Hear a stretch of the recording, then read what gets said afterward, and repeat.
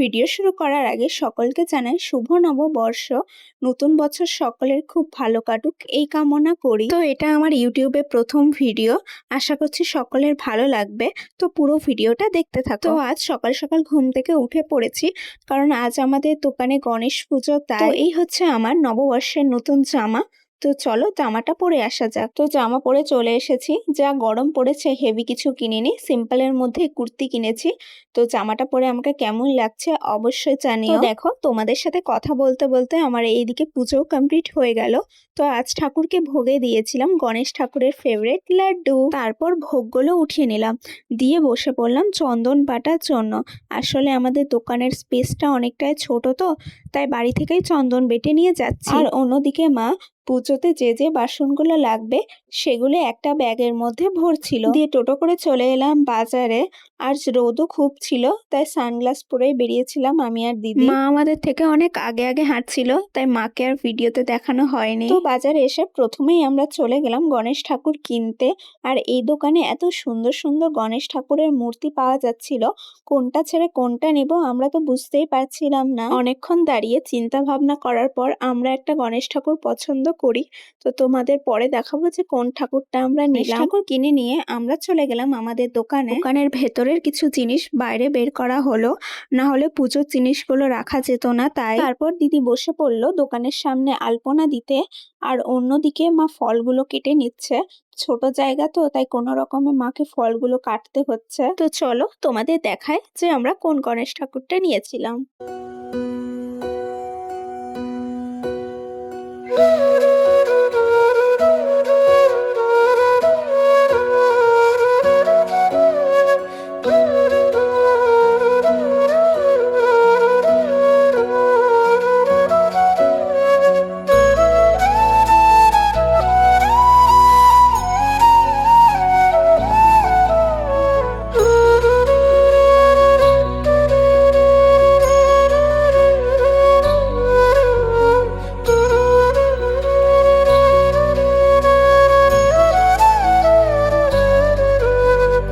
এইদিকে দাদাও চলে এসেছে পুজো করতে।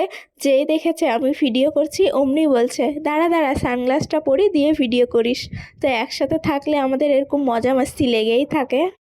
ओम गं गणपते नमो एते गंध उत्साहितादि नमो ग्रभाय नमो एते गंध उत्सेंदादि भाई नमो एते गंध उत्से कालादि दश महाविद्याय नमो एते गंध उत्सव नमो पंचदेवाय नमो एते गंध उत्से ओम श्री गुरुवे नमो अखंड मंडलाकारं व्यक्तं मानसराश्रम तत्पदं दत्तं जनो तस्मै श्री गुरुवे नमो गुरु ब्रह्मा गुरु विष्णु गुरु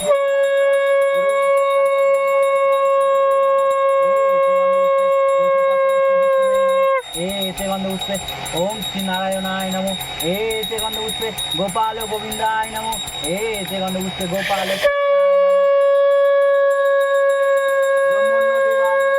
हिताय से जगत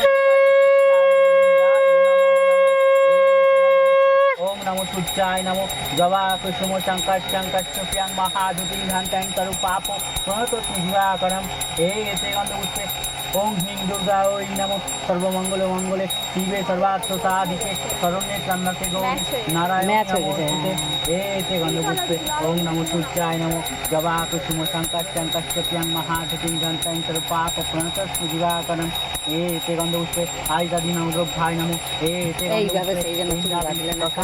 भाई नमो एते गंधपुष्पे कालादि दश महाविद्यावे नमो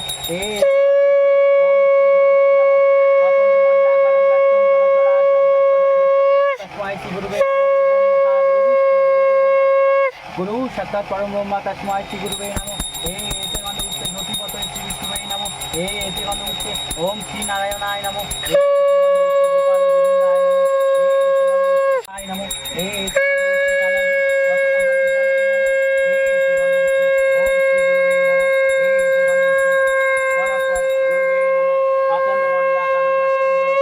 तत्पदं दत्तं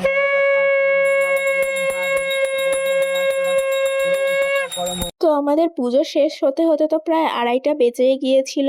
দিয়ে সবাই প্রসাদ মুখে দিয়ে দিলাম, আশেপাশেও সবাইকে প্রসাদ দিয়ে দিলাম। পুজোর জায়গাটা পরিষ্কার করে দিল মা, দিয়ে সব বাসনগুলো ধুয়ে ব্যাগের মধ্যে ভরে নিলাম, দিয়ে উঠে পড়লাম টোটোতে বাড়ি আসার জন্য। অনেকটাই বেলা হয়ে গেছিল বাড়ি আসতে আসতে। বাড়িতে এসে সবাই ফ্রেশ হয়ে নিলাম, দিয়ে বসে পড়লাম দুপুরের লাঞ্চ করতে।